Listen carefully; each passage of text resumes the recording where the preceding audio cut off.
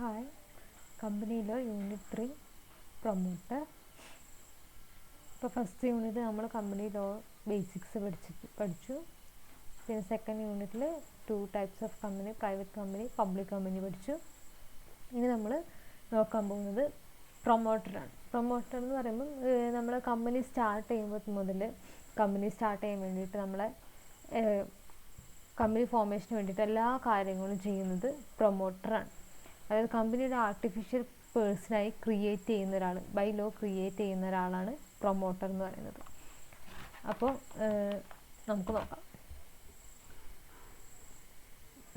പ്രൊമോട്ടറിൻ്റെ ഡെഫിനിഷനാണ്. Promotion. ഗെർട്സൻബർഗ് has defined promotion as the discovery of business opportunities and the subsequent organization of funds, property and managerial ability into a business concern for the purpose of making profits therefrom. അതായത് ഒരു business opportunity കണ്ടെത്തി അതിനാവശ്യമായിട്ടുള്ള funds, property, managerial ability എന്നുകൊണ്ട് ഉദ്ദേശിക്കുന്നത് അതിന് വേണ്ടിയിട്ട് ആവശ്യമായിട്ടുള്ള personal, അതായത് എങ്ങനെയുള്ള ആൾക്കാരൊക്കെയാണ് വേണ്ടത്, എന്തൊക്കെ മാനേജ്മെൻറ്റിൽ ഫുൾ ആൾക്കാരാണ് മാനേജറിയൽ എബിലിറ്റി എന്നുകൊണ്ട് ഉദ്ദേശിക്കുന്നത്. അങ്ങനെ മാനേജ്മെൻറ്റിന് വേണ്ടിയിട്ടുള്ള ആവശ്യത്തിനുള്ള ആൾക്കാരെ, എല്ലാത്തിനും വേണ്ടി ആൾക്കാരെ കണ്ടുപിടിച്ചതിന് ശേഷം അവരെ യൂസ് ചെയ്തുകൊണ്ട് നമുക്ക് എങ്ങനെ പ്രോഫിറ്റ് ഉണ്ടാക്കാം, അതിൽ നിന്ന് എങ്ങനെ നമുക്ക് പ്രോഫിറ്റ് ഉണ്ടാക്കാം എന്നുള്ളത്, പ്രോഫിറ്റ് ഉണ്ടാക്കുന്നതിനെയാണ് നമ്മൾ പ്രൊമോഷൻ എന്നുള്ളത് ഉദ്ദേശിക്കുന്നത്. ഇത് ചെയ്യുന്ന ആളെയാണ് നമ്മൾ പ്രൊമോട്ടർ എന്ന് പറയാം. Section 2, subsection 69 of the Companies Act 2013 defines the term promoter as Companies Act 2013 Section 2 subsection 69 പ്രകാരം പ്രൊമോട്ടർ എന്ന് പറയുന്നത് ഈ താഴെ പറഞ്ഞിട്ടുള്ള ഇതാണ്. അതായത് first one, who has been named as such in a prospectus or is identified by the company in the annual return referred to in section 92 or, അതായത് പ്രോസ്പെക്ടസിൽ നമ്മൾ പ്രൊമോട്ടറിൻ്റെ നെയിം സ്പെസിഫൈ ചെയ്ത് പറയും. ആ പ്രോസ്പെക്ടസിൽ പറയുന്ന പേരുള്ള അയാളുടെ പേരുള്ള അയാളോ അല്ലെങ്കിൽ or is identified by the company in the annual return referred, annual return കൊടുക്കുന്ന സമയത്ത് അതിനകത്ത് പേരെഴുതിയിട്ടുള്ള അവരുടെ പേരോ ആണ് പ്രൊമോട്ടറായിട്ട് നമ്മൾ പറയാം. Second one, who has control over the affairs of the company directly or indirectly whether as a share holder, director or otherwise. കമ്പനിയായിട്ട് ഡയറക്റ്റായിട്ട് കമ്പനീൻ്റെ എല്ലാ അഫയേഴ്സിൻ്റെ മുമ്പിൽ കൺട്രോളുള്ള ഒരാൾ, കമ്പനീൻ്റെ എല്ലാ അഫയേഴ്സിനും കൺട്രോളുള്ള ഒരാൾ, അതേമാതിരി ഡയറക്റ്റ് ഓർ ഇൻഡയറക്റ്റ്ലി മൊത്തത്തിൽ കമ്പനിയുടെ കൺട്രോളുള്ള ആളാണ്. As a share holder, director or other, share ഹോൾഡറോ ഡയറക്ടറോ അതല്ലാതെ ഏതെങ്കിലും രീതിയിൽ കൺട്രോളുള്ള ആളെ നമ്മൾ പ്രൊമോട്ടർ എന്ന് പറയും. Third one, in accordance with whose advice, directions or instructions the board of directors of the company is accustomed to act. അതായത് ആരുടെ ഡയറക്ഷൻസ് അല്ലെങ്കിൽ ആര് പറയുന്നതിനനുസരിച്ചാണോ ഒരു കമ്പനിയുടെ ബോർഡ് ഓഫ് ഡയറക്ടേഴ്സ് ഓരോ കാര്യങ്ങൾ ചെയ്യുന്നത്, അവരെ നമ്മൾ പ്രൊമോട്ടർ എന്ന് തന്നെയാണ് പറയാം. അപ്പോൾ കമ്പനീസ് ആക്ട് പ്രകാരം പ്രൊമോട്ടർ എന്ന് പറയുന്നത് എന്താണ്? പ്രോസ്പെക്ടസിൽ പേരുള്ള ആൾ അല്ലെങ്കിൽ ആനുവൽ റിട്ടേണിൽ കമ്പനി ഐഡൻറ്റിഫൈ ചെയ്തിട്ടുള്ള ആൾ, ആരെ പേരാണോ മെൻഷൻ ചെയ്തിട്ടുള്ളത് അതാണ് പ്രൊമോട്ടർ. അതേമാതിരി കമ്പനീൻ്റെ ഡയറക്റ്റ് അല്ലെങ്കിൽ ഇൻഡയറക്റ്റ് ആയിട്ട് മൊത്തത്തിലുള്ള അഫയേഴ്സ് കൺട്രോൾ ചെയ്യുന്ന ആൾ, whether as a share holder, director share ഹോൾഡറോ ഡയറക്ടറോ അതല്ലാതെ ഏതെങ്കിലും രീതിയിൽ കൺട്രോളുള്ള ആളെ നമ്മൾ പ്രൊമോട്ടർ എന്ന് പറയും. പിന്നെ കമ്പനിയുടെ ബോർഡ് ഓഫ് ഡയറക്ടേഴ്സിനെ അഡ്വൈസ് ചെയ്യുന്നത്, അവർക്ക് എന്തൊക്കെ ചെയ്യണമെന്ന് പറയുന്ന ഇൻസ്ട്രക്ഷൻസും ഡയറക്ഷൻസും കൊടുക്കുന്നത് ആരാണോ അവരെ നമ്മൾ പ്രൊമോട്ടർ എന്നാണ് പറയാം. ഇനി the following description of promoters bring out the nature of activities that A promoter is usually associated with. അതായത് ഈ താഴെ പറഞ്ഞിട്ടുള്ള കാര്യങ്ങളൊക്കെയാണ് ഒരു പ്രൊമോട്ടർ യൂഷ്വലി ചെയ്യുന്ന കാര്യങ്ങൾ. ഈ ചെയ്യുന്ന ആൾക്കാരൊക്കെയാണ് നമ്മൾ പ്രൊമോട്ടർ എന്ന് പറയാം. Okay, first one, he undertakes to form a company and see it going. ഈ കമ്പനിയുടെ ഒരു കോൺസെപ്റ്റ് കൊണ്ടുവരുന്നതും അത് മുൻപോട്ട് കൊണ്ടുപോകുന്നതും ആരാണ്? അയാളെയാണ് പ്രൊമോട്ടർ. അതായത് പ്രൊമോട്ടറാണ് കമ്പനിയുടെ ഐഡിയ ഫോം ചെയ്തിട്ട് അത് മുൻപോട്ട് കൊണ്ടുപോകുന്ന ആൾ. Then second one, he undertakes a number of operation necessary to form a company. ഒരു കമ്പനി ഫോം ചെയ്യാനായിട്ട്, അതായത് അയാളുടെ ഐഡിയ എന്ന് പറയുന്നത് അയാളുടെ മൈൻഡിലുള്ള ഐഡിയ ഒരു കമ്പനിയായിട്ട് മാറ്റാനായിട്ട് എല്ലാ കാര്യങ്ങളും ചെയ്യുന്നതും, എല്ലാ കാര്യങ്ങളും ഫുൾ കംപ്ലീറ്റ് അല്ല, ഒരു എല്ലാ കാര്യങ്ങളിലും ഇന്നത് വേണം എന്ന് പറഞ്ഞ് എല്ലാ ഓപ്പറേഷൻസും നെസസറി സ്റ്റെപ്സും എടുക്കുന്നത് പ്രൊമോട്ടറാണ്. He advises directs and instructs the board of directors. കമ്പനിയുടെ ബോർഡ് ഓഫ് ഡയറക്ടേഴ്സിനെ അഡ്വൈസ് കൊടുക്കുന്നത്, ഇൻസ്ട്രക്ഷൻസ് കൊടുക്കുന്നത്, അവരെ ഡയറക്റ്റ് ചെയ്യുന്നത് പ്രൊമോട്ടറാണ്. He has a control over the affairs of the company directly or indirectly. Direct ആയിട്ടോ അല്ലെങ്കിൽ ഇൻഡയറക്റ്റ് ആയിട്ടോ കമ്പനിയുടെ എല്ലാ അഫയേഴ്സിനും എന്ത് കൺട്രോൾ ഉണ്ടാകുന്നത് പ്രൊമോട്ടറിനാണ്. ഒരു കമ്പനിക്ക് മോർ ദാൻ വൺ പ്രൊമോട്ടേഴ്സ് ആവാം. അത് വേണമെങ്കിൽ ഇൻഡിവിജ്വൽ ആയിട്ടുള്ള ഒരു സിംഗിൾ പേഴ്സൺ ആവാം, അല്ലെങ്കിൽ ഒരു ഫേം ആവാം, അല്ലെങ്കിൽ കുറേ ആൾക്കാരുടെ കൂട്ടായ്മയാവാം, അല്ലെങ്കിൽ വേറൊരു കമ്പനി ആകാം. അങ്ങനെ ഏത് രീതിയിലും ഒരു പ്രൊമോട്ടർ ഉണ്ടാവാം. അതാണ് പ്രൊമോട്ടർ. ഇനി a promoter is one who performs the preliminary duties necessary to bring a company to existence. അതായത് ഒരു കമ്പനി ഫോം ചെയ്യാൻ വേണ്ടിയിട്ട് എന്തൊക്കെ കാര്യങ്ങളാണ് പ്രിലിമിനറി, അതായത് കമ്പനി ഫോം ചെയ്യുന്നതിന് വേണ്ടിയിട്ടുള്ള എല്ലാ കാര്യങ്ങളും ചെയ്യുന്നത് ഒരു പ്രൊമോട്ടറായിരിക്കും. Next one, functions of a promoter. First one, to originate the scheme for formation of the company. അതായത് പ്രൊമോട്ടറാണ് ഒരു ഐഡിയ, ഒരു ബിസിനസ്, ഇങ്ങനെ ഒരു ബിസിനസ് നമുക്ക് ചെയ്യാം എന്നുള്ളത് ഐഡിയ കൺസീവ് ചെയ്യുന്നത്. അതായത് അയാളുടെ മൈൻഡിലാണ് ഇങ്ങനെ ഒരു ബിസിനസ് ഫോം ചെയ്യാനുള്ള ഐഡിയ വരുന്നത്. എന്നിട്ട് അത് പ്രോഫിറ്റബിൾ ആണോ, അങ്ങനെ ഒരു ബിസിനസ് നമുക്ക് തുടങ്ങാനായിട്ട് സാധിക്കുമോ, അതായത് ലീഗലി അത് പോസിബിൾ ആണോ, അത് തുടങ്ങിയാൽ തന്നെ നമുക്ക് ലാഭം ഉണ്ടാക്കാൻ പറ്റുമോ എന്നുള്ളതൊക്കെ അനലൈസ് ചെയ്യുന്നത് ഈ പ്രൊമോട്ടറാണ്. അതിനുശേഷം അങ്ങനെ അനലൈസ് ചെയ്തത് പ്രോഫിറ്റബിൾ ആണെന്ന് മനസ്സിലാക്കി കഴിഞ്ഞാൽ അങ്ങനെ ഒരു ഫോം എങ്ങനെ, അങ്ങനെ ഒരു കമ്പനി എങ്ങനെ ഫോം ചെയ്യാന്നുള്ളതും നോക്കി അതിനനുസരിച്ച് അയാളുടെ ഐഡിയ റിസോഴ്സായിട്ട് കൺവേർട്ട് ചെയ്ത് അതൊരു കമ്പനിയായിട്ട് ഫോം ചെയ്യുന്നത് ഒരു പ്രൊമോട്ടറാണ്. Second one, to secure the cooperation of the required number of persons willing to associate themselves with the project. അതായത് ആ കമ്പനി ഫോം ചെയ്യുമ്പം അതിന് വേണ്ടിയിട്ടുള്ള ബാക്കിയുള്ള ആൾക്കാർ, എങ്ങനെയൊക്കെയുള്ള ആൾക്കാർ വേണം, ബോർഡ് ഓഫ് ഡയറക്ടേഴ്സിൽ ഫിനാൻസിൽ നന്നായിട്ട് ഫിനാൻസ് അറിയുന്ന ആൾക്കാർ വേണം, അതേമാതിരി നല്ല വിഷണറീസ് ആയിട്ടുള്ള ആൾക്കാർ വേണം. എങ്ങനെയുള്ള ആൾക്കാരൊക്കെ വേണം ആ കമ്പനി ഫോം ചെയ്യാനായിട്ട് നോക്കിയിട്ട് അതിനനുസരിച്ചുള്ള ആൾക്കാരെ എല്ലാവരെയും കൂട്ടിച്ചേർത്ത് കോപ്പറേറ്റ് ചെയ്യിച്ചിട്ട് ആ കമ്പനി ഫോം ചെയ്യിക്കേണ്ട ഉത്തരവാദിത്തം പ്രൊമോട്ടറിൻ്റെ ആണ്. Depending upon the form chosen the promoters may decide upon the number of primary members. Primary മെമ്പേഴ്സിൻ്റെ എണ്ണം ഡിസൈഡ് ചെയ്യുന്നത് പ്രൊമോട്ടറാണ്. ഏത് ഫോം ഓഫ് കമ്പനി, അതായത് പ്രൈവറ്റ് കമ്പനിയാണോ പബ്ലിക് കമ്പനിയാണോ നോക്കിയിട്ട് അതിനനുസരിച്ച് നമ്പർ ഓഫ് പ്രൈമറി മെമ്പേഴ്സിനെ ചൂസ് ചെയ്യുന്നത് പ്രൊമോട്ടറാണ്. Then third one, to seek and obtain the consent of the persons willing to act as a first directors of the company. ഒരു company form ചെയ്തതിന് ശേഷം അതിൻ്റെ ഫസ്റ്റ് ഡയറക്ടറായിട്ട് ആരൊക്കെ വെക്കണം എന്ന് തീരുമാനിക്കുന്നതും അവരുടെ പെർമിഷൻ വാങ്ങിക്കുന്നതും എല്ലാം അവർ അപ്പോയിൻ്റ് ചെയ്യുന്നതെല്ലാം എന്താണ്, പ്രൊമോട്ടേഴ്സ് ആയിരിക്കും. ചിലപ്പോൾ മിക്കവാറും ഫസ്റ്റ് ഡയറക്ടറായിട്ട് പ്രൊമോട്ടർ തന്നെ ഫസ്റ്റ് ഡയറക്ടേഴ്സായിട്ട് വരാറുണ്ട്. അപ്പം അതിൻ്റെ എല്ലാ കാര്യങ്ങളും ചെയ്യുന്നത് പ്രൊമോട്ടേഴ്സാണ്. Fourth one, to settle about the name of the company. കമ്പനിയുടെ നെയിം സെലക്ട് ചെയ്യുന്നത്, ഫിക്സ് ചെയ്യുന്നത് പ്രൊമോട്ടേഴ്സാണ്. അതിന് വേണ്ടിയിട്ട് രജിസ്ട്രാർ ഓഫ് കമ്പനീസിന് പെർമിഷൻ വാങ്ങിക്കുന്നത് പ്രൊമോട്ടറാണ്. ഒരു 2-3 പേര് നമ്മളെ ഇഷ്ടത്തിനനുസരിച്ച് ആദ്യം നമുക്ക് ഏറ്റവും ഇഷ്ടമുള്ള പേര് വയ്ക്കും, അതിനുശേഷം അത് കഴിഞ്ഞിട്ടുള്ള ഓപ്ഷൻ വയ്ക്കും. അങ്ങനെ ഒരു 3-4 പേര് നമ്മൾ രജിസ്ട്രാറിന് കൊടുക്കും.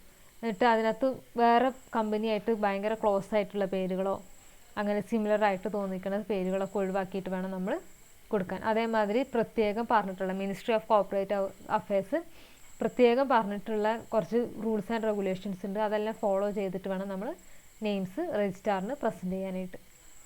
അത് ചെയ്യേണ്ടത് ആരാണ്? പ്രൊമോട്ടറാണ് ചെയ്യേണ്ടത്.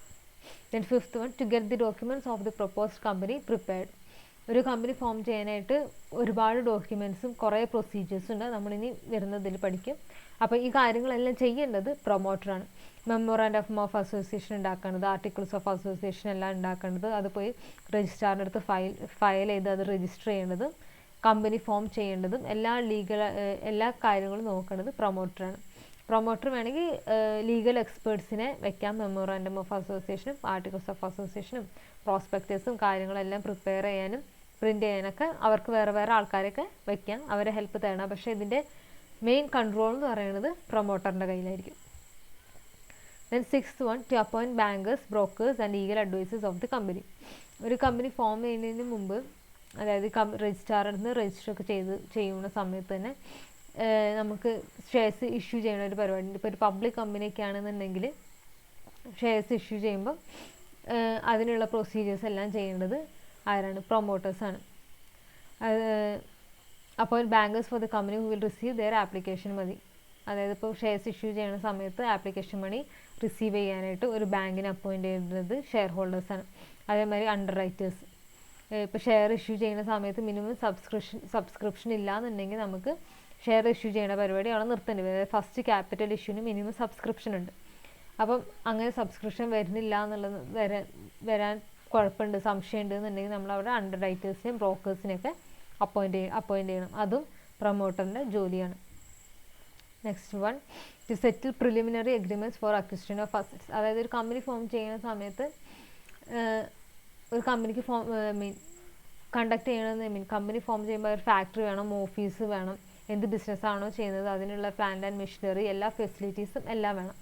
അപ്പം ഇത് കമ്പനി ഫുൾ ചെയ്തതിന് ശേഷമല്ല നമ്മൾ സാധാരണ ഇതൊക്കെ അക്വയർ ചെയ്യണത്. കമ്പനി രജിസ്റ്റർ ചെയ്ത് എക്സിസ്റ്റ് ആവണതിന് മുമ്പ് തന്നെ ചിലപ്പോൾ നമുക്ക് ഇത് സംഭവങ്ങളൊക്കെ വാങ്ങിക്കേണ്ടി വരും. ഇനിയിപ്പോൾ അല്ലെങ്കിലും തന്നെ, അതായത് ഇപ്പം ഇൻകോർപ്പറേഷനൊക്കെ കഴിഞ്ഞിട്ടാണെങ്കിലും പോലും പ്രൊമോട്ടേഴ്സൊക്കെയാണ്, അല്ലെങ്കിൽ ഡയറക്ടേഴ്സ്. ആ സമയത്ത് ഡയറക്ടേഴ്സ് ആയിരിക്കും, പക്ഷെ അതിന് മുമ്പാണെങ്കിൽ പ്രൊമോട്ടേഴ്സാണ് എല്ലാ അസറ്റ്സും അക്വയർ ചെയ്യുന്ന കാര്യങ്ങളെല്ലാം നോക്കുന്നത് പ്രൊമോട്ടേഴ്സാണ്.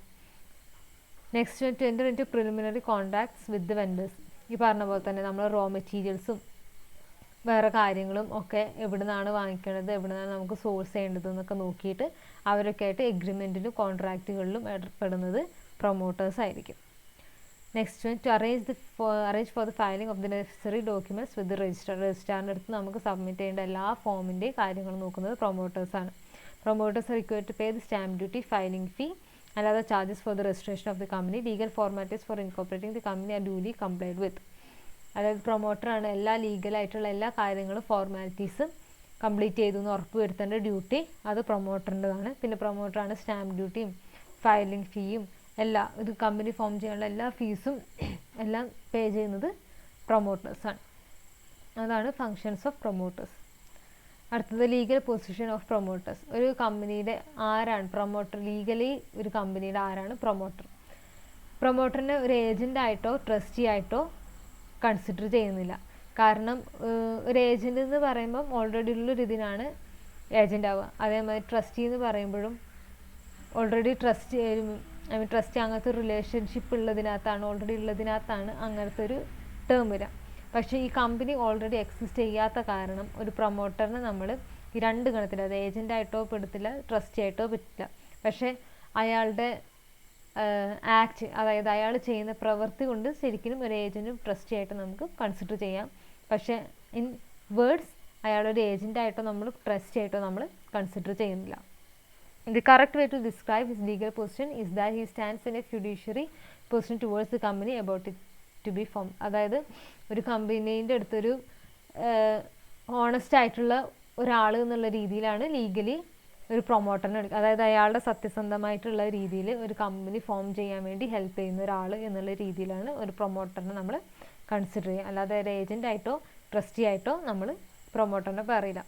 A fiduciary relationship means a relationship of utmost trust and confidence and implies disclosure of all material facts. അതായത് ഒരു കമ്പനി ഫോം ചെയ്യുന്നതിന് മുമ്പ്, അതായത് ഇപ്പോൾ കമ്പനി രജിസ്റ്റർ ഒക്കെ ചെയ്ത് ഫുള്ളി ഫോം ചെയ്യുന്നതിന് മുമ്പ് തന്നെ ചിലപ്പം ഒരുപാട് എക്സ്പെൻസസോ പ്രോഫിറ്റ്സും ഒക്കെ ചിലപ്പോൾ ഉണ്ടായിട്ടുണ്ടാവും.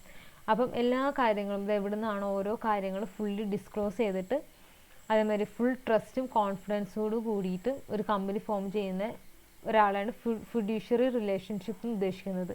അങ്ങനെയുള്ള ഒരാളാണ് promoter. Being in a fiduciary position, the promoter must not make either directly or indirectly any profits at the expense of the company that he promotes without the knowledge of the consent of the company.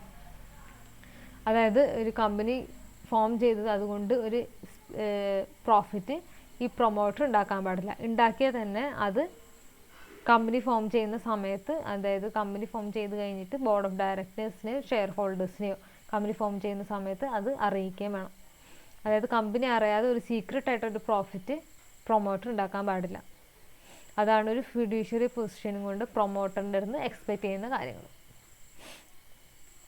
അടുത്തത്, duties of a promoter. First, not to make any secret profit. നേരത്തെ പറഞ്ഞ പോലെ തന്നെ സീക്രട്ടായിട്ട് profits ഒന്നും promoters ഉണ്ടാക്കാൻ പാടില്ല. അതായത് in case എന്തെങ്കിലും പ്രോഫിറ്റ് ഉണ്ടാക്കാം, പക്ഷേ പ്രോഫിറ്റ് ഉണ്ടാക്കിയത് അത് ഓണസ്റ്റ് ആയിട്ട് അത് പറയണം. അപ്പോൾ അത് ട്രസ്റ്റ് ഓഫ് ഹിസ് പൊസിഷൻ, അതായത് അവർ സത്യസന്ധമാണ് എന്നുള്ളൊരു കാര്യം തെളിയിക്കാം. അയാൾ എന്തെങ്കിലും പ്രോഫിറ്റ് ഉണ്ടാക്കിയിട്ടുണ്ടെങ്കിലും അത് പുറത്ത് പറയണം. അത് കമ്പനിയിലുള്ള ബാക്കിയുള്ള ആൾക്കാരോട്, അത് ഡയറക്ടേഴ്സ് ഉണ്ടാവും, ഷെയർ ഹോൾഡേഴ്സ് എല്ലാവരോടും ഇത് അറിയിക്കണം, ഞാനിങ്ങനെ പ്രോഫിറ്റ് ഉണ്ടാക്കിയിട്ടുണ്ട് എന്നുള്ളത്. അതല്ലാതെ ഒരു സീക്രട്ടായിട്ട് വെക്കരുത്. ഇപ്പം അയാൾ ഒരു പ്രൊമോട്ടറിൻ്റെ തന്നെ ഒരു ബിൽഡിങ് അല്ലെങ്കിൽ ഒരു ലാൻഡ് കമ്പനിക്ക് കൊടുക്കുകയാണ്. അപ്പം അതിന് ഓൾറെഡി ഉള്ള ക്യാഷിനെക്കാട്ടിലും ഇപ്പോൾ ഒരു കോടീൻ്റെ ലാൻഡാണ്, അപ്പോൾ അത് അയാൾ തന്നെ ഫോം ചെയ്യുന്ന ഒരു കമ്പനിക്ക് കൊടുക്കുകയാണ്. അപ്പം ആ കമ്പനി കോസ്റ്റായിട്ട് ഒരു 1 crore ലാൻഡ് ഒരു 2 crore വേണമെങ്കിൽ അയാൾക്ക് വിൽക്കാം. പക്ഷെ അത് ആക്ച്വലി അതൊരു ഒരു അൺഎത്തിക്കലായിട്ടുള്ളൊരു കാര്യമാണ്. ഇയാൾക്കൊരു സീക്രട്ട് പ്രോഫിറ്റ് ഉണ്ടാക്കുക എന്നുള്ള രീതി. ഇപ്പോൾ അയാളത് പറഞ്ഞിട്ടില്ല എന്നുണ്ടെങ്കിൽ അത് സീക്രട്ട് പ്രോഫിറ്റായിട്ടും അതൊരു ഒഫൻസ് ആയിട്ടുമാണ് കൺസിഡർ ചെയ്യുക. പക്ഷെ അതല്ല, ഇയാൾ പറയുകയാണ് എനിക്ക് ഇത്ര പ്രോഫിറ്റ് ഇങ്ങനെ ഇതിൽ നിന്ന് കിട്ടിയിട്ടുണ്ട് എന്ന് പറയുകയാണെന്നുണ്ടെങ്കിൽ ഓക്കെ, അത് ബാക്കിയുള്ള ആൾക്കാർ സമ്മതിക്കുകയാണെന്നുണ്ടെങ്കിൽ അതിന് കുഴപ്പമില്ല. പക്ഷെ അല്ലാത്ത രീതിയിൽ അയാളത് മറച്ചു വെച്ചിട്ടാണ് ചെയ്യുന്നത് എന്നുണ്ടെങ്കിൽ അത് എത്തിക്കലല്ല, അത് അൺലോഫുള്ളാണ്, അത് പണിഷബിൾ ഒഫൻസാണ്. അതുപോലൊരു കേസാണ് ഇതിനകത്ത് പറഞ്ഞിട്ടുള്ള കുറച്ച് കേസുകൾ പറഞ്ഞിട്ടുണ്ട്, ആ ഒരു സിറ്റുവേഷൻ ബേസ് ചെയ്തിട്ടുള്ളത്. It has held that the initial share holders consent may either be obtained individually or by way of any ordinary resolution to that effect. അതായത് ഇപ്പോൾ ഒരു സീക്രട്ട് പ്രോഫിറ്റ് ഉണ്ടാക്കിയിട്ടുണ്ട് എന്നുണ്ടെങ്കിൽ, അത് കമ്പനി ഫോം ചെയ്യുന്നതിന് മുമ്പ് പ്രൊമോഷൻ്റെ സമയത്ത് പ്രോഫിറ്റ് ഉണ്ടാക്കിയിട്ടുണ്ടെന്നുണ്ടെങ്കിൽ അത് ഷെയർ ഹോൾഡേഴ്സിനെ അറിയിക്കണം. ഫസ്റ്റ് തന്നെ ഷെയർ ഹോൾഡേഴ്സിനെ അറിയിച്ച് അവരെ കൺസെൻറ്റ് വാങ്ങിക്കണം. ഇൻഡിവിജ്വലി അല്ലെങ്കിൽ ഒരു ഓർഡിനറി റെസൊല്യൂഷൻ പാസ്സാക്കിയിട്ട് അവരുടെ കൺസെൻറ്റ് വാങ്ങിച്ചിട്ട് വേണം ഇങ്ങനെ പ്രോഫിറ്റ് ഉണ്ടാക്കാൻ.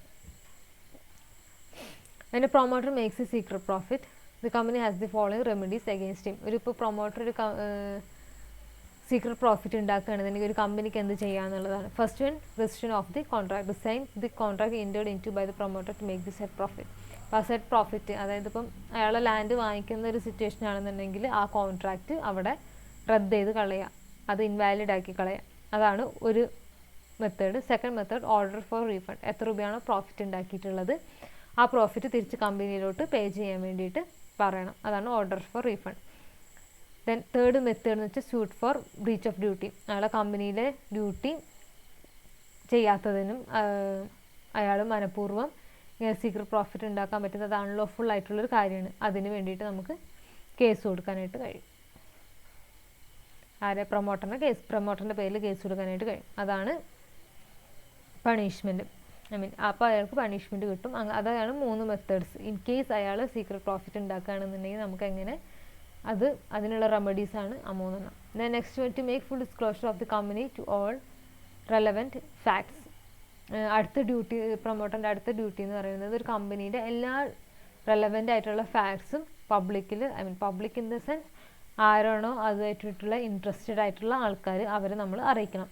In keeping with his fiduciary capacity, promoter is bound to disclose the company all relevant facts, including any profit made for the sale of his own property to the company and his personal interest in a transaction with the company. നേരത്തെ പറഞ്ഞ പോലെ തന്നെ എന്തെങ്കിലും വിറ്റിട്ടുണ്ട് അയാൾക്ക്, എന്തെങ്കിലും ഒരു രീതിയിലൊരു profit കിട്ടിയിട്ടുണ്ടെന്നുണ്ടെങ്കിൽ അത് അയാൾ കമ്പനിയിൽ ബാക്കി ഇൻട്രസ്റ്റഡ് ആയിട്ടുള്ള ആൾക്കാരെ, അതായത് directors, board of directors, share holders, വേറെ ആൾക്കാരുണ്ടെങ്കിൽ അവരെല്ലാവരും ഇത് അറിയിക്കേണ്ട ഉത്തരവാദിത്തം പ്രൊമോട്ടറിൻ്റെതാണ്. അതേപോലെയുള്ള വേറെ എന്തെങ്കിലും മെറ്റീരിയൽ ഫാക്ട്സ്, ഇമ്പോർട്ടൻ്റ് ആയിട്ടുള്ള കാര്യങ്ങളുണ്ടെന്നുണ്ടെങ്കിൽ അതൊക്കെ അറിയിക്കണം. Third one, to give the benefit of negotiations to the company. The promoter must pass to the company the benefit of any negotiation or agreement that he carried in his capacity for a promoter, of a promoter. അതായത് ഇപ്പോൾ ഒരു promoter company form ചെയ്യുന്നതിന് മുമ്പ് തന്നെ ഒരുപാട് കോൺട്രാക്ട്സിലും എഗ്രിമെൻറ്റ്സിലൊക്കെ ഏർപ്പെട്ടിട്ടുണ്ടാവും. പക്ഷേ ഈ agreement ചെയ്തതിനകത്ത് തന്നെ ഒരു മാറ്റം വരുത്താനുള്ള ഒരു ഓപ്ഷനും കൂടെ ഉണ്ടായിരിക്കണം. അതായത് ഒരു ഡെഡ് എൻഡ് ആയിട്ടുള്ള ഒരു എഗ്രിമെൻ്റ് ആയിരിക്കരുത്. അതായത് നെഗോഷിയേഷന് ഓപ്ഷനുള്ള ഒരു എഗ്രിമെൻറ്റും കോൺട്രാക്ട്സും ഒക്കെ ആയിരിക്കണം എൻ്റർ ചെയ്യേണ്ടത്.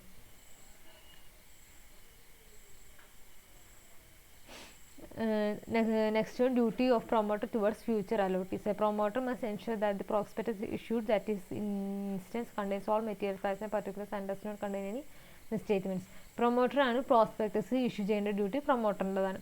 അപ്പോൾ ആ പ്രോസ്പെക്ടസിൻ്റെ ഉള്ളിലുള്ള കാര്യങ്ങളെല്ലാം മെറ്റീരിയൽ ഫാക്ട്സ് ആണ്, ട്രൂത്താണ്. അതിനകത്ത് ഇൻക്ലൂഡ് ചെയ്യേണ്ടതൊക്കെ ഇൻക്ലൂഡ് ചെയ്തിട്ടുണ്ട്. ഇല്ലാത്ത കാര്യങ്ങളൊന്നും ഇൻക്ലൂഡ് ആക്കിയിട്ടില്ല. അതൊക്കെ നോക്കേണ്ട ഉത്തരവാദിത്തം പ്രൊമോട്ടറിൻ്റെതാണ്.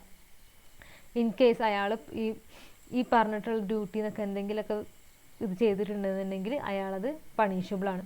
Termination of promoter's duty. Continue until the company has acquired the property or business which it was formed to manage and has raised its initial share capital. എത്ര കാലം വരെ പ്രൊമോട്ടറിൻ്റെ ഡ്യൂട്ടീസ് കണ്ടിന്യൂ ചെയ്യും എന്നാണ് അത് ടെർമിനേറ്റ് ചെയ്യുന്നതെന്നാണ്. അപ്പം ഒരു കമ്പനി ഫോം ചെയ്ത് incorporate ചെയ്ത് അതിൻ്റെ first initial share capital raise ചെയ്തതിന് ശേഷം അവരുടെ പ്രോപ്പർട്ടി എല്ലാം അക്വയർ ചെയ്ത് അതിനകത്ത് റണ്ണിങ് ആയതിനു ശേഷം and the board of directors has taken over the മാനേജ്മെൻറ്റിൻ്റെ കാര്യം ഫുൾ ബോർഡ് ഓഫ് ഡയറക്ടേഴ്സ് ആണ് നോക്കുന്നത് എന്നുണ്ടെങ്കിൽ അങ്ങനത്തെ ഒരു സിറ്റുവേഷൻ വന്നു കഴിയുമ്പോൾ പ്രൊമോട്ടറിനെ നമുക്ക് ടെർമിനേറ്റ് ചെയ്ത് ചെയ്യാം. യൂഷ്വലി എങ്ങനെയാണെന്ന് വെച്ച് കഴിഞ്ഞാൽ ഒരു ഭൂരിഭാഗം സിറ്റുവേഷനിലും ഈ പ്രൊമോട്ടേഴ്സ് തന്നെ ഉണ്ടാവും ഈ ബോർഡ് ഓഫ് ഡയറക്ടേഴ്സിൻ്റെ ഉള്ളിലുള്ള ആളുമായിട്ട് മാറുകയാണ് ചെയ്യുക. അയാളുടെ ഒരു പ്രൊമോട്ടർ എന്നുള്ള പൊസിഷൻ മാറുന്നു മാത്രം. അടുത്തത് liabilities of a promoter.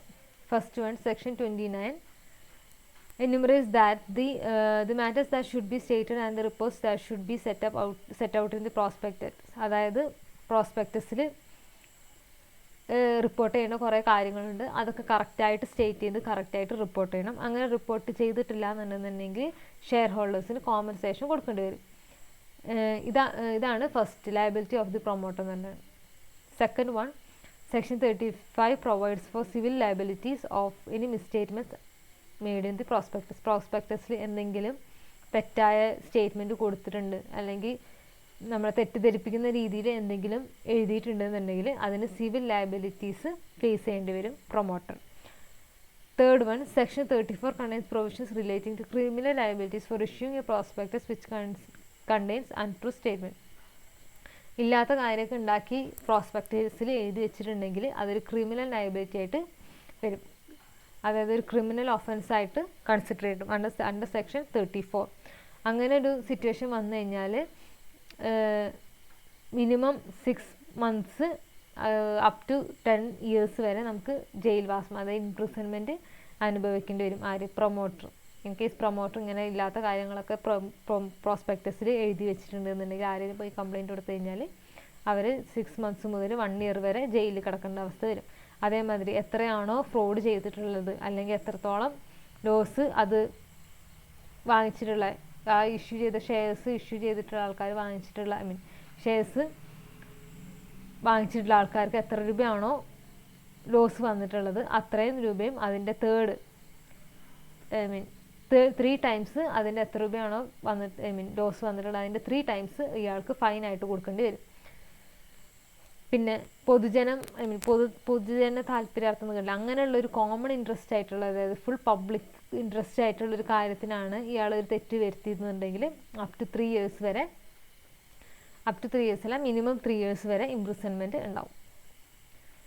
Next, fourth one, section 300 states the power of the tribunal to order the examination of all the promoters held guilty of fraud in promotion, formation, business or conduct of the affair of the company.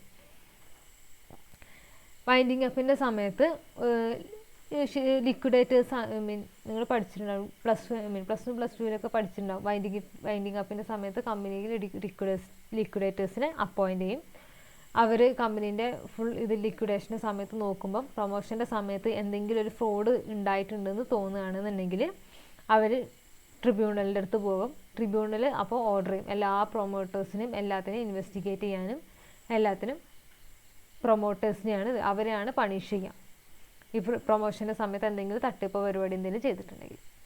അതാണ് section 300. അടുത്തത് section 340 of the act provides that for the liability of misfeasance or breach of trust for misapplication of funds. അതായത് company form ചെയ്യുന്ന സമയത്ത് അവർ fund use ചെയ്തത് ആവശ്യമില്ലാതെ ഉള്ള വിലേനെക്കാട്ടിലും ഭയങ്കര ഓവറായിട്ടൊക്കെ വില കൊടുത്തിട്ട് ഒരു സാധനം വാങ്ങിക്കുകയാണ്.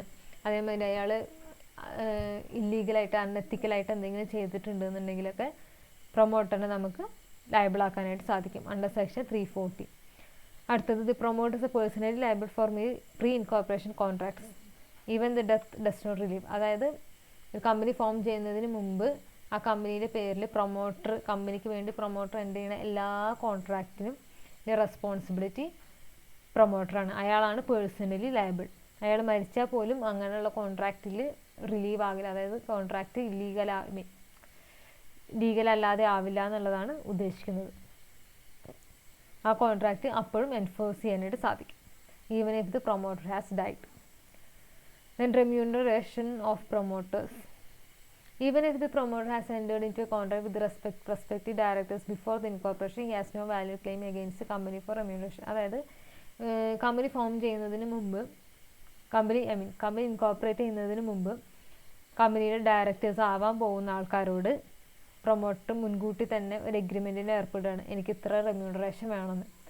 അതൊന്നും പക്ഷെ വാലിഡ് ആയിട്ടുള്ള കാര്യമില്ല. അതായത് കമ്പനി ഫോം ചെയ്യുന്നതിന് മുമ്പ് കമ്പനീൻ്റെ പേരിൽ ഒരു എഗ്രിമെൻറ്റോ ഒരു കോൺട്രാക്റ്റോ ഒന്നും എൻ്റർ ചെയ്തതൊന്നും അത് വാലിഡായിട്ട് നമ്മൾ കൺസിഡർ ചെയ്യില്ല. കാരണം അങ്ങനെ ഒരു സംഭവം ഇല്ല. അതായത് ഇല്ലാത്തൊരു സാധനത്തിൻ്റെ പേരും പറഞ്ഞ് ഒരു എഗ്രിമെൻറ്റിൽ കോൺട്രാക്റ്റിൽ എൻ്റർ ചെയ്യാനായിട്ട് സാധിക്കില്ല. അതുകൊണ്ട് തന്നെ ഒരു പ്രൊമോട്ടർ ആണെങ്കിലും അയാളുടെ റെമ്യൂണറേഷൻ പറഞ്ഞിട്ട് എൻ്റർ ചെയ്തിട്ട് ഒരു എഗ്രിമെൻറ്റ് വെച്ചിട്ട് കാര്യമില്ല. ആ എഗ്രിമെൻറ്റ് അയാൾക്ക് എൻഫോഴ്സ് ചെയ്യാനായിട്ട് സാധിക്കില്ല. ഒരു കമ്പനി ഫോം ചെയ്തതിന് ശേഷം സാധാരണ റെമ്യൂണറേഷൻ അതിന് ശേഷമാണ് ഫിക്സ് ചെയ്യുക പ്രൊമോട്ടേഴ്സിന് വേണ്ടിയിട്ടുള്ളത്. അതെങ്ങനെയാണ് ഫിക്സ് ചെയ്യാന്ന് വെച്ച് കഴിഞ്ഞാൽ, ഫസ്റ്റ് ഒരു ഓപ്ഷൻ വെച്ച് he may sell his own property to the company for cash. അതായത് അയാളുടെ തന്നെ പ്രോപ്പർട്ടി കമ്പനിക്ക് സെല് ചെയ്യാം. അല്ലെങ്കിൽ അയാൾക്ക് ഷെയർസ് ഇഷ്യൂ ചെയ്ത് കൊടുക്കാം. ഫുള്ളി പെയ്ഡ് ഷെയർസ് ഇഷ്യൂ ചെയ്ത് കൊടുക്കാം. ഈ പ്രോപ്പർട്ടി ഇയാളുടെ പ്രോപ്പർട്ടി വാങ്ങിക്കുക എന്ന് പറയുമ്പോൾ അതിന് ഓവർ വാല്യുവേഷൻ ആയിരിക്കും. അതായത് ഇപ്പോൾ ഒരു 10 lakhിൻ്റെ പ്രോപ്പർട്ടി ആണെന്നുണ്ടെങ്കിൽ ഒരു 15 lakhിന് ആ കമ്പനി ആ പ്രോപ്പർട്ടി പർച്ചേസ് ചെയ്യും. അപ്പോൾ അതിന് 5 lakh എന്ന് പറയുന്നത് അയാളുടെ ഈ പ്രൊമോട്ടറിൻ്റെ റെമ്യൂണറേഷൻ ആയിട്ടാണ് കൺസിഡർ ചെയ്യുക. അതേമാതിരി അതിന് പകരം വേണമെങ്കിൽ ഫുള്ളി പെയ്ഡ് ഷെയർസ് ആയിട്ടാണെങ്കിൽ നമുക്ക്, അതായത് കമ്പനിയിൽ ഇത്ര ഷെയർസ് എന്ന് പറഞ്ഞിട്ടാണെങ്കിൽ നമുക്ക് കൊടുക്കാം. അതാണ് ഒരു ടൈപ്പ് റെമ്യൂണറേഷൻ. Next commission. പക്ഷെ അയാൾ commission on the share sold. അയാൾ സെല് ചെയ്ത ഷെയർസിന് വേണ്ടിയിട്ടുള്ള കമ്മീഷൻ, അത് എത്ര ഷെയർസ് ആണോ സെല് ചെയ്തത് അതിനനുസരിച്ചുള്ള കമ്മീഷൻ അങ്ങനെയായിട്ട് കൊടുക്കാം. അല്ലെങ്കിൽ lump sum amount of by the company. അതൊരു കമ്പനി ഒരു നിശ്ചിത എമൗണ്ട് വേണമെങ്കിൽ കമ്മീഷനായിട്ട് റെമ്യൂണറേഷനായിട്ട് പ്രൊമോട്ടേഴ്സിന് കൊടുക്കാം. അല്ലെങ്കിൽ ഫുള്ളി പെയ്ഡ് ഓഫ് ഷെയർസ്, ഒന്നെങ്കിൽ ഫുള്ളി പെയ്ഡ് ആയിട്ട് കൊടുക്കാം, അല്ലെങ്കിൽ ഡിസ്കൗണ്ടിൽ ഫുള്ളി പെയ്ഡ് ഓഫ് ഷെയർസ് കൊടുക്കാം. അതാണ് ഈ 4 ഓപ്ഷൻ. ഈ 4ആണ് യൂഷ്വലി പ്രൊമോട്ടേഴ്സിൻ്റെ റെമ്യൂണറേഷനായിട്ട് കൊടുക്കാറ്. എന്താണോ കൊടുക്കുന്നത്, എന്ത് നേച്ചറിലാണോ കൊടുക്കുന്നത്, എത്ര രൂപയാണോ പ്രൊമോട്ടറിന് കൊടുക്കുന്നത്, അത് പ്രോസ്പെക്ടസിൽ ഫുള്ളി ഡിസ്ക്ലോസ്ഡ് ആയിരിക്കണം. അതായത് പ്രൊമോട്ടറിന് കൊടുക്കുന്നത് എത്ര രൂപയാണോ എങ്ങനെയാണോ കൊടുക്കുന്നത് അതെല്ലാം ഫുള്ളി ഡിസ്ക്ലോസ്ഡ് ആയിരിക്കണം.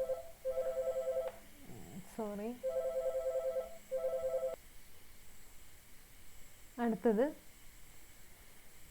Position of preliminary or pre incorporation contracts. Pre incorporation അല്ലെങ്കിൽ പ്രിലിമിനറി കോൺട്രാക്ട്സ് എന്ന് പറയുമ്പം ഒരു കമ്പനി ഇൻകോർപ്പറേറ്റ് ചെയ്യുന്നതിന് മുമ്പ് ആ കമ്പനീൻ്റെ പേരിൽ എൻ്റർ ചെയ്തിട്ടുള്ള പ്രൊമോട്ടർ എൻ്റർ ചെയ്തിട്ടുള്ള എല്ലാ കോൺട്രാക്റ്റിനെയും പ്രിലിമിനറി കോൺട്രാക്ട് അല്ലെങ്കിൽ പ്രീ ഇൻകോർപ്പറേഷൻ കോൺട്രാക്ട് എന്നാണ് ഉദ്ദേശിക്കുന്നത്. പ്രൊമോട്ടർ തേർഡ് പാർട്ടിൻ്റെ ആയിട്ട്, അതായത് കമ്പനി അല്ലാതെ വേറെ തേർഡ് പാർട്ടീസുമായിട്ട് എൻ്റർ ചെയ്യുന്ന എല്ലാ കോൺട്രാക്റ്റിനെയും പ്രിലിമിനറി കോൺട്രാക്ട് എന്നാണ് പറയാം. പക്ഷേ ഈ കോൺട്രാക്റ്റുകളൊന്നും ലീഗലി ബൈൻഡിങ് അല്ല. അതായത് കമ്പനി ഫോം ചെയ്യാത്തത് കൊണ്ട് തന്നെ ഇതൊന്നും ലീഗലി ബൈൻഡിങ് അല്ല. അതായത് ഇപ്പം ഇത് കാര്യം ചെയ്തിട്ടില്ല എന്ന് പറഞ്ഞിട്ട് ഈ കമ്പനീൻ്റെ പേരിൽ കേസ് കൊടുക്കാനോ ഈ കമ്പനിക്ക് മറ്റേ തേർഡ് പാർട്ടീൻ്റെ പേരിൽ കേസ് കൊടുക്കാനോ കഴിയില്ല. The position of these contracts can be explained as follow. ഇങ്ങനെയുള്ള പ്രിലിമിനറി അല്ലെങ്കിൽ പ്രീ ഇൻകോർപ്പറേഷൻ കോൺട്രാക്ട്സിൻ്റെ പൊസിഷൻ അതെങ്ങനെയാണ് എന്നുള്ളത് നമുക്ക് പറയാം. First one, on registration the company is not bound by the preliminary contracts. Company register ചെയ്ത് ഇൻകോർപ്പറേഷൻ ചെയ്തതിന് ശേഷം ഈ പ്രിലിമിനറി കോൺട്രാക്റ്റ് കംപ്ലീറ്റ് ആക്കണം അല്ലെങ്കിൽ അതിനനുസരിച്ച് ചെയ്യണം എന്നുള്ള ഒരു കമ്പൽഷനും കമ്പനീൻ്റെ പേരിൽ ഉണ്ടാവില്ല. അവർക്ക് വേണമെങ്കിൽ മാത്രം ആ കോൺട്രാക്റ്റ് അക്സെപ്റ്റ് ചെയ്താൽ മതി. പക്ഷെ അക്സെപ്റ്റ് ചെയ്യുകയാണെങ്കിൽ തന്നെ ആ സമയത്ത് അവർ പുതിയൊരു കോൺട്രാക്റ്റ് ഉണ്ടാക്കണം. എന്നാൽ മാത്രമേ എൻഫോഴ്സിബിൾ ആവുള്ളൂ. കാരണം ഡേറ്റ് സംഭവങ്ങളൊക്കെ ഇത് ഇൻകോർപ്പറേഷൻ മുമ്പുള്ളതാണെന്നുണ്ടെങ്കിൽ അത് ആക്ച്വലി ഒരു ലീഗൽ കോൺട്രാക്റ്റ് അല്ല. Then second one, the company cannot enforce contracts, preliminary contracts. അതായത് ഇപ്പം എ എന്ന് പറയുന്ന ഒരു കമ്പനി ബി എന്ന് പറയുന്ന ഒരു കമ്പനിയായിട്ട് ഒരു കോൺട്രാക്റ്റിൽ ഏർപ്പെട്ടു. ഈ എ കമ്പനി ഓൾറെഡി ഉള്ള കമ്പനിയാണ്. ബി കമ്പനി ഇൻകോർപ്പറേറ്റ് ചെയ്യുന്നതിന് മുമ്പാണ് ഈ എ കമ്പനിയായിട്ട് കോൺട്രാക്റ്റ് വെച്ചതെന്ന് വിചാരിക്കാം. അപ്പോൾ ബി കമ്പനി എന്തെങ്കിലും ഒരു കാര്യം ആ കോൺട്രാക്റ്റിൽ പറയുന്ന ഒരു കാര്യം ഫുൾഫിൽ ചെയ്തിട്ടില്ല എന്നുണ്ടെങ്കിൽ ഈ എ കമ്പനിക്ക് ബി കമ്പനീനെ പോയിട്ട് കേസ് കൊടുക്കാനായിട്ട് കഴിയില്ല. അതേപോലെ തന്നെ ആ കോൺട്രാക്റ്റിൽ പറയുന്ന കാര്യങ്ങൾ എന്തെങ്കിലും എ കമ്പനി ചെയ്തിട്ടില്ല എന്നുണ്ടെങ്കിൽ ബി കമ്പനിക്ക് പോയിട്ട് എ കമ്പനീൻ്റെ പേരിലും കേസ് കൊടുക്കാനായിട്ട് കഴിയില്ല. കാരണം രണ്ടുപേർക്കും അങ്ങോട്ടും ഇങ്ങോട്ടും ആ കോൺട്രാക്റ്റ് ഫുൾഫിൽമെൻറ്റിനുള്ളൊരു എൻഫോഴ്സ് ചെയ്യാനായിട്ട് സാധിക്കില്ല. കാരണം ആ കോൺട്രാക്റ്റ് വാലിഡ് ആയിട്ടുള്ള കോൺട്രാക്റ്റ് അല്ല. കാരണം ഒരു എക്സിസ്റ്റൻസ് ഇല്ലാത്തൊരു സാധനത്തിന് ഒരു കോൺട്രാക്റ്റിൽ ഏർപ്പെടാനായിട്ട് കഴിയില്ല. Then third one, the company cannot ratify the preliminary contracts. For valid ratification of a contract, it is essential that the principle must exist for the date when the contract is originally entered into. എന്നാണോ contract enter ചെയ്തത് ആ സമയത്ത് enter ചെയ്യുന്ന principle, enter ചെയ്യുന്നതിനെയാണ് principle എന്ന് പറയുന്നത്. ആരാണോ enter ചെയ്യുന്നത് ആ പ്രിൻസിപ്പിൾ എക്സിസ്റ്റ് ചെയ്തിട്ടുള്ള ഒരാളാണ്. അതായത് ഇല്ലാത്തൊരു കമ്പനീൻ്റെ പേരിൽ നമുക്കൊരു കോൺട്രാക്റ്റ് എൻ്റർ ചെയ്യാനായിട്ട് സാധിക്കില്ല. Then, according to section 15 and 19 of the Specific Relief Act, where the promoter of the company have before its incorporation entered into contract for the purpose of the company, and such contracts are warranted by terms of incorporation, specific performance may be obtained by or against the company if the company has accepted the contract after the incorporation, has continued such acceptance to the other party. അതായത് ഒരു കമ്പനിക്ക് വേണ്ടിയിട്ട് കമ്പനീൻ്റെ ഇൻകോർപ്പറേഷന് മുമ്പ് promoter enter ചെയ്തിട്ടുള്ള contract അത് ഈ കമ്പനീൻ്റെ ഇൻകോർപ്പറേഷന് വേണ്ടിയിട്ട് നിർബന്ധമാണ്. അതായത് warranted by the terms of incorporation, ഒരു സ്പെസിഫിക് പെർഫോമൻസ് ഇത് ചെയ്യുന്നതാണെന്നുണ്ടെങ്കിൽ, ഒരു സ്പെസിഫിക് പെർഫോമൻസ് ഗ്യാരണ്ടി ചെയ്യുന്നതാണെന്നുണ്ടെങ്കിൽ ഈ കമ്പനി അത് ചെയ്യാനുള്ളത് അക്സെപ്റ്റ് ചെയ്ത് കഴിഞ്ഞാൽ ആ കമ്പനി ചെയ്യാൻ ബാധ്യസ്ഥരാണ്. അതായത് കമ്പനി ഫോം ചെയ്തതിന് ശേഷം ഇവർ സമ്മതിക്കുകയാണ്, ഞങ്ങളിങ്ങനെ ചെയ്തോളാം സമ്മതിക്കുകയാണെന്നുണ്ടെങ്കിൽ ആ കോൺട്രാക്റ്റ് ഫുൾഫിൽ ചെയ്യേണ്ട ഉത്തരവാദിത്വം ആ കമ്പനിക്ക് ഉണ്ടാവും. Contracts which are necessary for the incorporation working of the company.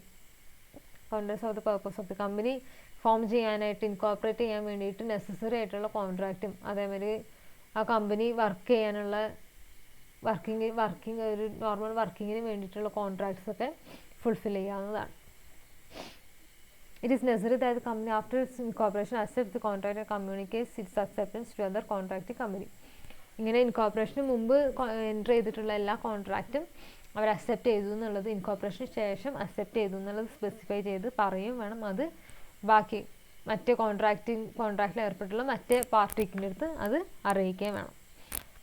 Liability of promoters pre incorporation contract, അതായത് പ്രൊമോട്ടേഴ്സിന് പ്രീ ഇൻകോർപ്പറേഷൻ കോൺട്രാക്റ്റ് ആയിട്ടുള്ള it is the promoters alone who remain personally liable for the preliminary contract. അതായത് preliminary കോൺട്രാക്ട്സിൽ liable ആയിട്ടുള്ള ഒരാൾ promoter മാത്രമാണ്. Promoter എന്നുകൊണ്ട് ഉദ്ദേശിക്കുന്നത് more than one person ഉണ്ടെങ്കിൽ അവരെയും കൂടെ കൂട്ടിയിട്ടാണ് പ്രൊമോട്ടർ എന്ന് പറയുന്നത്. എത്ര പ്രൊമോട്ടർ ഉണ്ട് അവരെല്ലാം പേഴ്സണലി ലയബിൾ ആയിരിക്കും പ്രിലിമിനറി കോൺട്രാക്റ്റിൻ്റെ പേരിൽ. ഇത് preliminary contract made by the promoters generally contain a provision that if the company adopts the agreements in corporation the liability of the promoters shall come to an end.